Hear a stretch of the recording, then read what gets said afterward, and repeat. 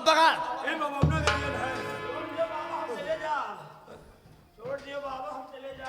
अरे बाबू साहब, ये क्या? मुझे तो बहुत डर लगता है। ये क्या? जैसे विनय ने दोनों चूड़ियों को इकट्ठा किया, वैसे आंखों के सामने अंधेरा सा छा गया और उसी अंधेरे में ये सब क्या हो गया, ये हमारे समझ में नहीं आता। समझ में नहीं आ रहा है सरकार। नजरें उठाकर देखो इस चूड़ी को और अपने दिमाग पर जोर डालो। आपने इस चूड़ी को राजमहल में किसी न किसी की कलाइयों में अवश्य देखा होगा, महाराज सुल्तान सिंह। देखो। हाँ विनय, हाँ,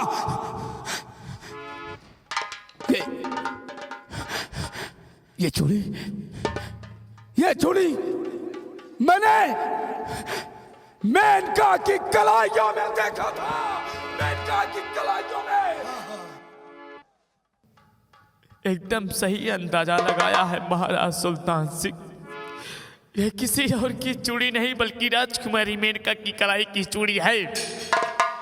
और राजकुमारी नहीं बल्कि एक चुड़ैल बन चुकी है, चुड़ैल। और अगर तुम्हें विश्वास नहीं है तो यहाँ पर कोई और नहीं बल्कि राजकुमारी मेनका चुड़ैल बनकर आई थी। हाँ, उसकी आत्मा मेरे प्यार के लिए तड़प रही है, भटक रही है। अगर नहीं विश्वास है तो इन चूड़ियों को जोड़कर मैं राजकुमारी मेनका की भटकती हुई आत्मा को फिर से बुला लूं।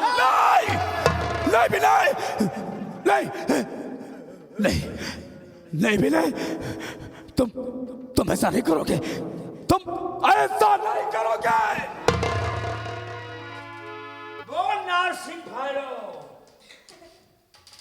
छोड़ दियो बाबा, हम चले जाओ। बोल चले गए भाईरो, चले गए, उतर गए। कहाँ चले गए? उधर देखो। खड़े हैं। बेटा विनय,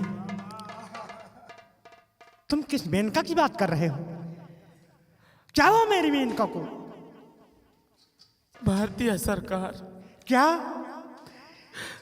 भारतीय।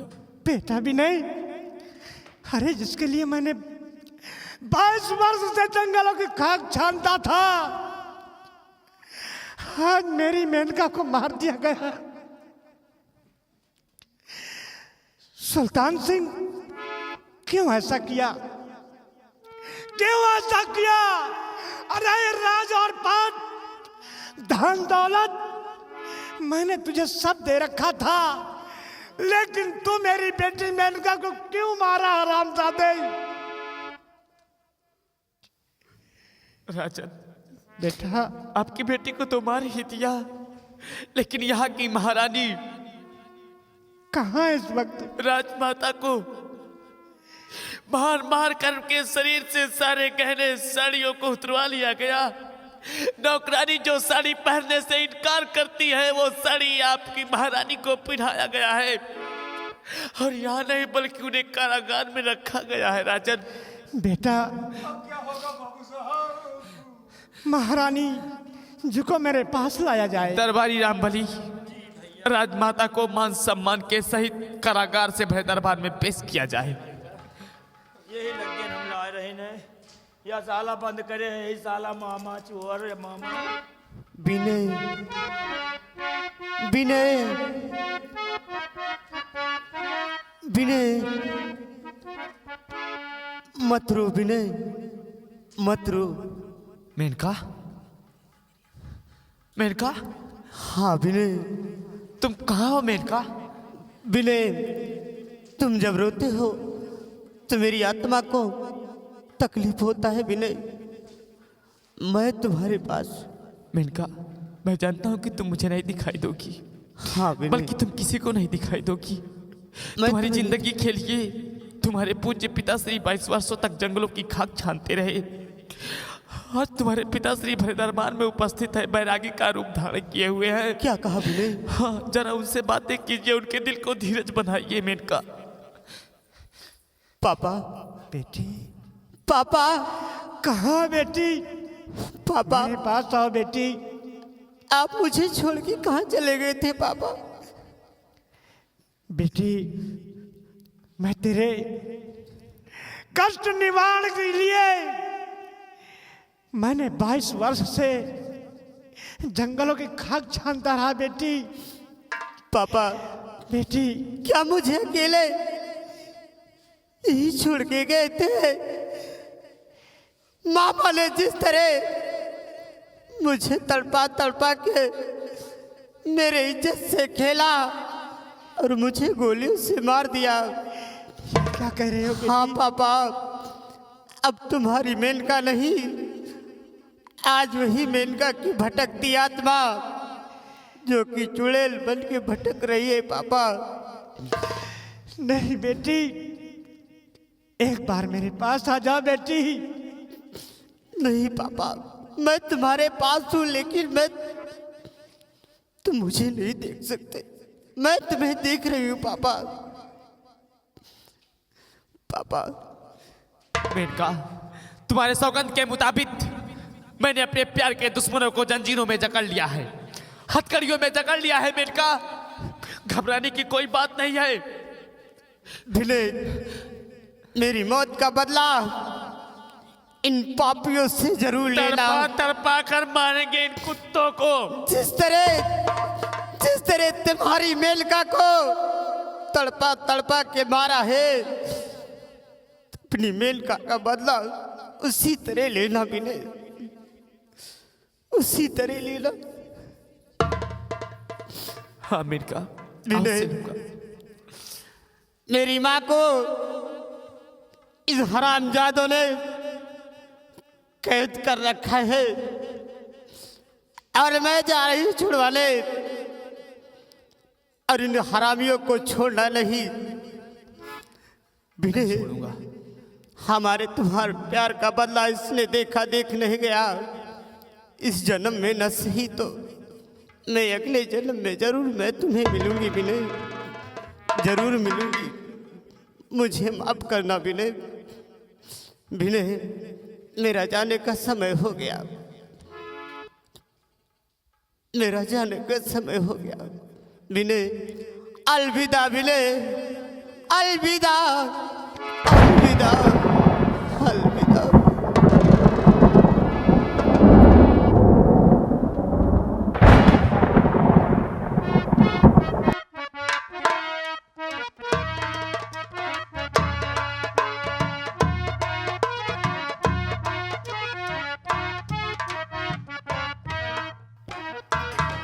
महारानी जी, दरबारी, मुझे क्यों लाए हो यहाँ पर? महारानी जी, आपकी हालत। आप कौन हो बाबा जी? मैंने तुम्हें पहचाना नहीं। प्रिय, मैं वही महाराज अमर सिंह हूँ। 22 वर्ष बीत जाने के बाद मैं फिर वापस आ गया हूँ प्रिय। स्वामी जी, आप वापस आ गए। हाँ प्रिय, आप वापस आ गए स्वामी जी।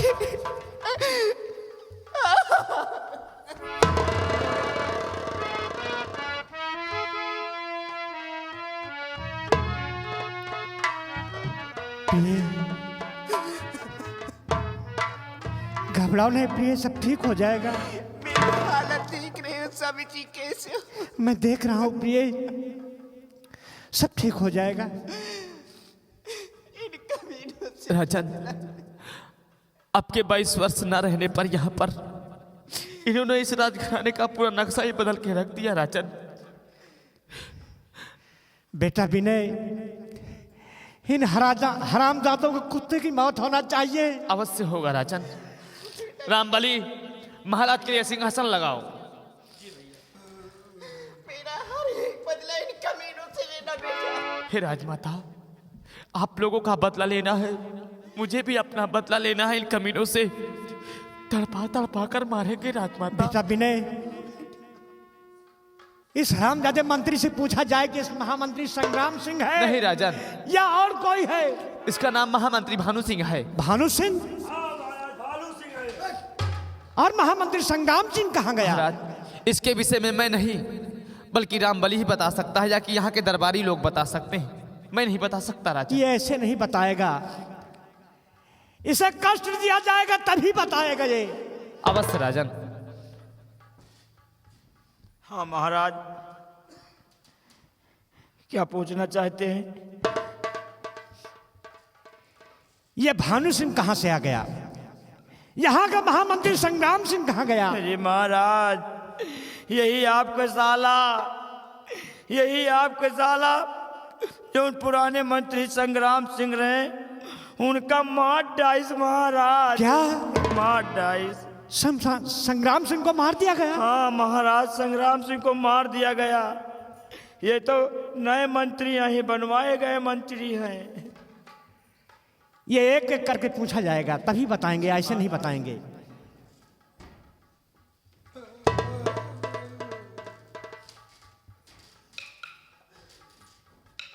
रामबली, पहले महामंत्री भानु सिंह को आगे लाया जाए। साले मंत्री भालू सिंह आ गया। साले भालू बहुत सताया मुझे, विनय, बहुत तड़पाया। मुझे माफ कर दे। तू तो बहुत अच्छा होनहार लड़का है, मुझे माफ कर दे। मैं अच्छों के लिए अच्छा हूँ और बुरे के लिए बुरा। मुझे एक गिलास पानी के लिए, एक टुकड़ा रोटी के लिए तड़पा कर रख दिया कारागार में। अरे बनना चाहिए, लेकिन इतना पत्थर दिल इंसान नहीं बनना चाहिए कि किसी की भूख और प्यास को ना देखा जाए, उसे मार दिया जाए। इधर चल, आगे चल, आगे चल।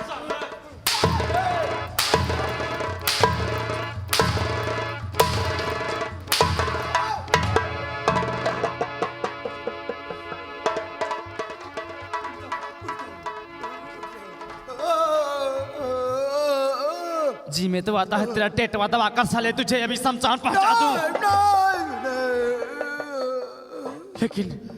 लेकिन तुझे तड़पा तड़पा कर मारना है। अब मरने से पहले ये बता कि तू यहाँ आया कैसे, और कौन है, और किसके कहने पर आया है कमीने? विनय, आज मैं जो बताऊंगा सत्य बताऊंगा, सत्य के सिवा कुछ नहीं बताऊंगा। मैं कोई साधारण इंसान नहीं हूं। मैं इसी असम राज्य की बीहट तराई का रहने वाला एक खूंखार डाकू हूं। हाँ, मैं धन दौलत की लालच में आकर के यहाँ पर आटपका। विनय, मुझे माफ कर दे। तो यहाँ साले चोर चुक्के यहाँ के मंत्री बने हुए हैं राज दरबार में। हाँ? चोरों का ठिकाना चंबल घाट की पहाड़ियां होती हैं। विनय, मुझे क्षमा कर दे। तेरे को क्षमा कर दूं? अब क्षमा या नहीं, क्षमा ऊपर जाके मांगना कमीने।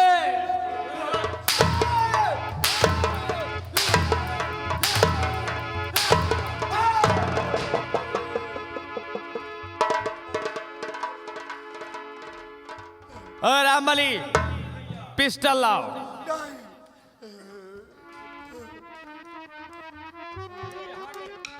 रामबली,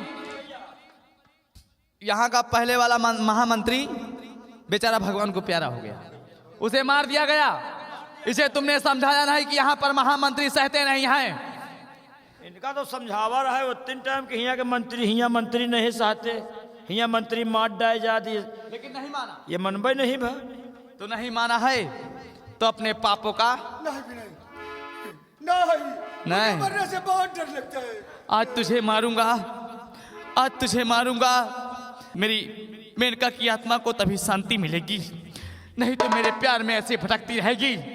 तुम कमीनों ने उसे तड़पा तड़पा कर मार दिया मेरी नजरों के सामने, और मैं कुछ ना कर सका। कमीने,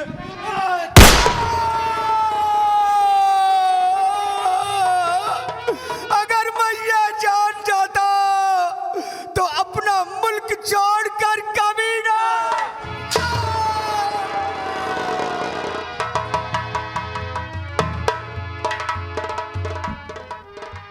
अब तेरा क्या होगा ठाकुर?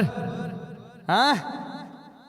और रामबली, जरा महाराज सुल्तान सिंह को सामने पेश करो, महाराज अमर सिंह के सामने। या साला मामा आए, साला मामा आए, आपका साला है मामा आए। सुल्तान सिंह, महाराज, मैंने तुझसे पहले भी कहा था कि मेरी प्रजा को कभी कष्ट नहीं देना, और यदि कष्ट दिया तो उसके बदले तेरी मौत भी हो सकती है। नहीं नहीं, मैं मरना नहीं चाहता। मैं आज ये राज रियासत, ये तक तो ताज छोड़कर कहीं दूर चला जाऊंगा, कहीं दूर चला जाऊंगा। मैं ये 22 वर्ष से जो ये मेरा अस्त्र है वही आज तेरा शत्रु बनेगा। विनय, इस हरामजादे को कुत्ते की मौत होना चाहिए। ले मिले, मैं तुझसे कुछ पूछना चाहूंगा और मेरी बातों का सही सही जवाब देना। हो सकता है कि तेरी जिंदगी बच जाए। विनय, तुम जो भी पूछोगे मैं साफ साफ बताऊंगा, साफ साफ बताऊंगा। खून के आंसू मुझे रुलाया है तूने, खून के आंसू रुलाया है। मात्र इकलौती औलाद थी, तुमने मिटा दिया। अरे वो तेरी भांजी थी, तुझे मामा कहती थी। मामा का मतलब नहीं समझा है? अरे मामा का दर्जा तो माँ से भी ऊंचा होता है। अगर कोई बच्चा अपनी माँ को पुकारता है तो सिर्फ एक बारी माँ कहता है, लेकिन अगर वही बच्चा अपने मामा को पुकारता है तो 2 बारी माँ शब्द का प्रयोग होता है। इसलिए मामा का दर्जा माँ से भी ऊंचा होता है। लेकिन तू कौन सा मामा है? शकुनी, माहिल, कंस, इनमें से कौन है? कोई नहीं। आखिर तूने ऐसा क्यों किया? और कोई मामा ऐसा कर नहीं सकता है। इसलिए मरने से पहले अपने विषय में साफ साफ मुझे बतला दे, तू आखिर है कौन? विनय, विनय, मैं तेरी जिंदगी को बख्श दूंगा। मैं असम और नेपाल के मध्य पीढ़ों का रहने वाला एक खुखार डाकू, मेरा नाम डाकू चैलेंज सिंह है। और मेरा साला सुल्तान सिंह कहाँ है? महाराज, मैं उन्हीं भीड़ों में एक दिन यहां डाका डालने के प्लान में आया, और उसी दिन सुल्तान नेपाल से आसाम के लिए रवाना हुआ। रास्ते में हमारी और उसकी मुलाकात हुई। उसका चेहरा और हमारे चेहरे से हूबहू मिलता नजर आया। इसलिए मैंने उन्हीं भीड़ों के बीच सुल्तान सिंह को मारकर और उसके लिबास को पहनकर मैं सुल्तान बनकर यहां चला आया, और मैंने उसके चेहरे का नाजायज फायदा उठाया और आपकी निगाहें धोखा खा गई महाराज, जो मैं पहचान ना सकी। इसलिए मैं सुल्तान नहीं, डाकू चैलेंज सिंह। चैलेंज सिंह? जब मेरा साला सुल्तान सिंह नहीं है तो तू भी नहीं रहेगा। विनय, मार दे इसे हरामजादे को। नहीं, मैं मरना नहीं चाहता। मैं मरना नहीं चाहता। तुम मरना नहीं चाहता? राजकुमारी मेनका भी मरना नहीं चाहती थी, लेकिन तूने उसे मार दिया। तो तू क्यों नहीं मरना चाहता चैलेंज सिंह? अरे तू जंगल में रहने वाला, यहां आकर राजमहल में सिंहासन पर विराजमान हुआ। तेरी जगह यहां नहीं, जहां तेरा दोस्त गया है। तू भी वहीं जाने के लिए अपनी तैयारी बना ले।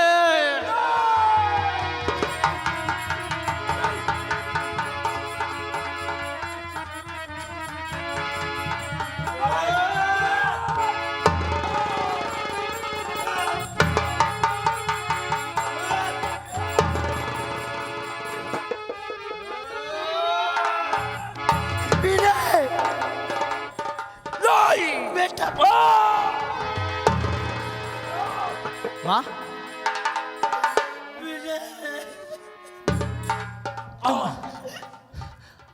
अरे इस पापी के कर्मों को नहीं जाना, फिर भी इसके मरने पर आप रो रही हैं। स्वामी जी, अरे मेरे लाल तूने गजब कर दिया है। पुष्पा, ये क्या कह रही हो? मेरे लाल तूने गजब कर दिया है,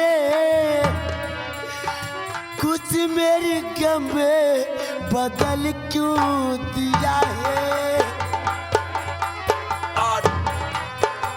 बात क्या है माँ, मेरे समझ में नहीं आ रहा। दामन गमों से मेरा भर दिया है। माँ मेरे समझ में कुछ नहीं आ रहा है। ये पति है हमारे और पिताजी तुम्हारे।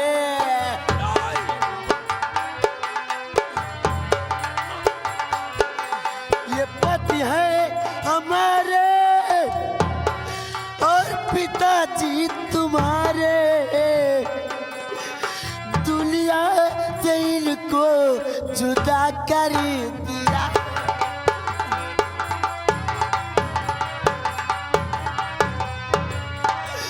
बेटा मिले, तू जानना चाहता था अपने पिता का नाम, तो यही है तेरे पिता। ये एक डाकू थे, इसीलिए मैंने तुम्हें इनका नाम नहीं बताई। स्वामी जी, ये आपका बेटा विनय, आपका बेटा विनय। स्वामी जी, विनय, मुझे माफ कर दो, मुझे माफ कर दो पापा, मुझे माफ कर दो। और मेरे लाल तूने ये अच्छा किया है।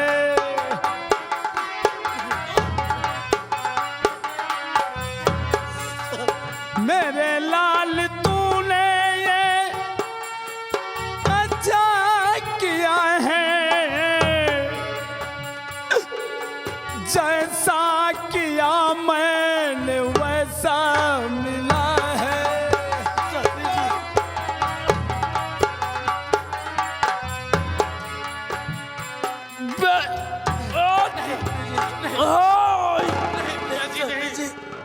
आप मुझे छोड़कर नहीं जा सकते हैं। आपको कुछ नहीं होगा स्वामी जी, मुझे छोड़ दो बस। विनय, इतने दिनों के बाद आपका दर्शन हुआ तो इस हाल में हुआ। अरे विनय, अरे मैं कितना खुद नसीब हूं रे, कितना खुद नसीब हूं मैं कि आज हमारी मौत हुई तो अपने बेटे के हाथ। स्वामी जी, अरे ये तो एक दिन होना ही था, क्योंकि मैं इसी का पात्र।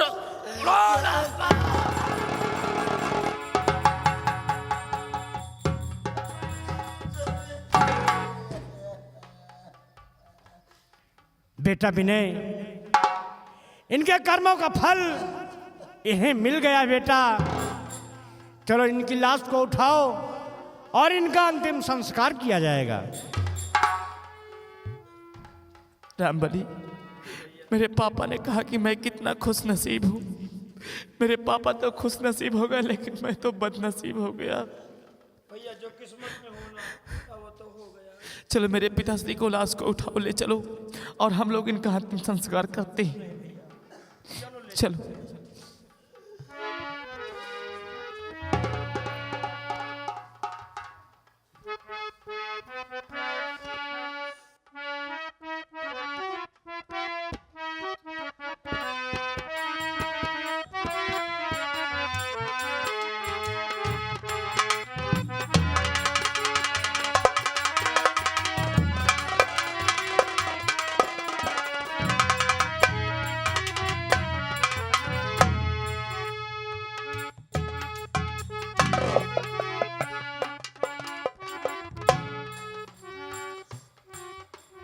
बेटा विनय, अब ये शासन हम नहीं चलाएंगे बेटा, तो कौन चलाएगा राजन? यहाँ के अधिकारी आप रहेंगे बेटा। यह राज और पाट, धन दौलत, ये माया मोह में अब हम नहीं पढ़ना चाहते बेटा। राजन, आज से यहाँ का राज शासन आपको चलाना होगा। माता पिता से बढ़कर कोई दौलत नहीं होती है और मैंने अपने जीवन की सबसे अनमोल दौलत खो दिया, लेकिन बेटा। आप लोगों की जैसी इच्छा राजन। बेटा, अब हम पति और पत्नी किसी पहाड़ी पर जाकर भगवान की भजन करूंगा। ये राज और पाठ सब तुम्हें चलाना है बेटा। जैसी आज्ञा राजन। महाराज बाबा, महाराज हम भी चलेंगे, ये माया मोह से हम भी छुटकारा पाना चाहते हैं। बाबा चलो, हम आपके हमेशा हनुमान जी की तरह हम सेवा करबे। तुम भी चलना चाहते हो तो आइए बेटा, आइए प्रिय।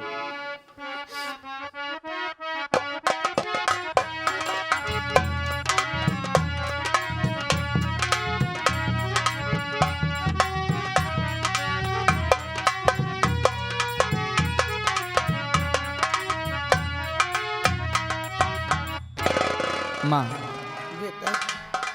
आपने कहा था कि समय आने पर बता दूंगी, लेकिन समय का इंतज़ार आजकल नहीं करना चाहिए माँ, क्योंकि मैंने कहा था कि समय आने से पहले कहीं सब कुछ खो ना जाए माँ, और वही मेरे साथ हुआ। बेटवा, समय से पहले और किस्मत के आगे कुछ ना हो बच्चा। चलो माँ, आइए हम लोग चलते हैं, महाराज के आदेश का पालन करते हैं। आपने कैसा ही कहा कि समय से पहले और भाग से ज़्यादा कुछ नहीं मिलता है। हर समय से पहले भाग से ज्यादा कुछ हो ना मिल पाई, समय से पहले भाग से ज्यादा कुछ हो ना मिल पाई। राह में निकल चला रे भाई, मंजिल जाने कहाँ भेटाई। राह में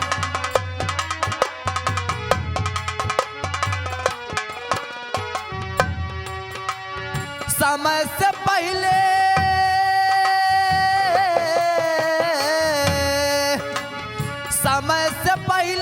भाग्य से ज्यादा कुछ हो ना मिल पाई। राह में निकल चला रे भाई, मंजिल जाने कहाँ भेटाई। राह में